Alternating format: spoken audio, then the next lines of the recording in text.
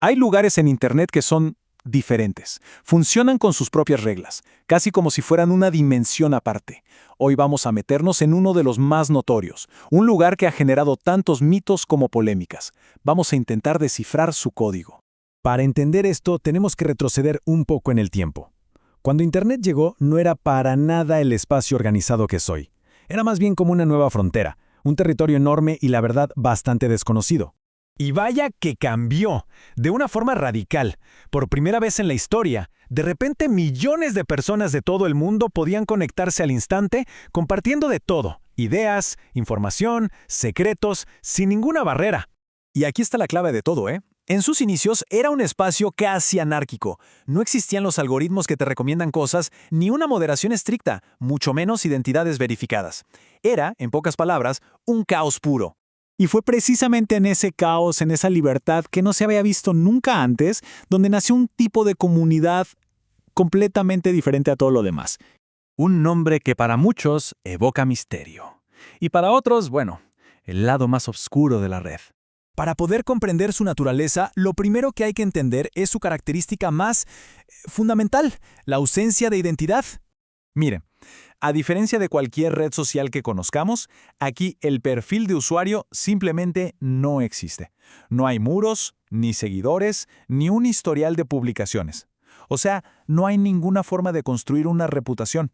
Y claro, sin un perfil, la identidad personal se desvanece por completo. Cada publicación es un acto aislado. Nadie sabe quién eres, de dónde vienes o qué dijiste hace 5 minutos. Eres, en esencia, un fantasma. En este vacío, cuando se le quita el autor, lo único que queda es la idea en sí misma. Y sobrevive o muere no por quien la dice, sino por su propia capacidad de impactar, de resonar en medio de todo ese caos. Ahora pasemos a ver cómo este anonimato absoluto empezó a generar fenómenos muy, pero muy extraños. Es casi como si el propio caos comenzara a tomar forma.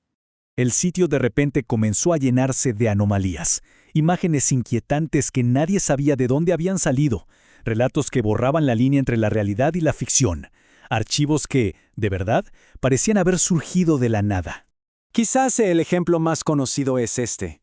Una imagen bastante perturbadora que se convirtió en una de las leyendas urbanas más grandes de Internet. Durante años, miles de personas han intentado descubrir su origen real, sin éxito. Nació y vive en el anonimato. Pero el fenómeno se volvió todavía más extraño. Empezaron a surgir publicaciones hechas por usuarios anónimos que describían eventos futuros con una precisión que, la verdad, era desconcertante. Daban fechas, lugares, detalles específicos. Llegó un punto en que las coincidencias eran tantas y tan exactas que la propia comunidad empezó a dudar. ¿Se trataba de simples casualidades en un mar de millones de publicaciones? ¿O estaba ocurriendo algo más profundo en ese espacio sin identidad? Esto nos lleva a la idea central para entender 4chan. No es solo un sitio web, es, en esencia, un gigantesco y descontrolado experimento social. Pensemos en el concepto. Un lugar donde miles de mentes interactúan. Pero sin los egos, las reputaciones o las identidades que normalmente guían nuestras conversaciones. Es inteligencia colectiva en su forma más pura, y a veces la más peligrosa. Ahora, la comparación aquí es fundamental. En la mayoría de las plataformas, quien dice algo es casi tan importante como lo que dice. La identidad y la reputación actúan como un filtro. Aquí, ese filtro se elimina por completo. Solo queda la idea, así, desnuda y cruda.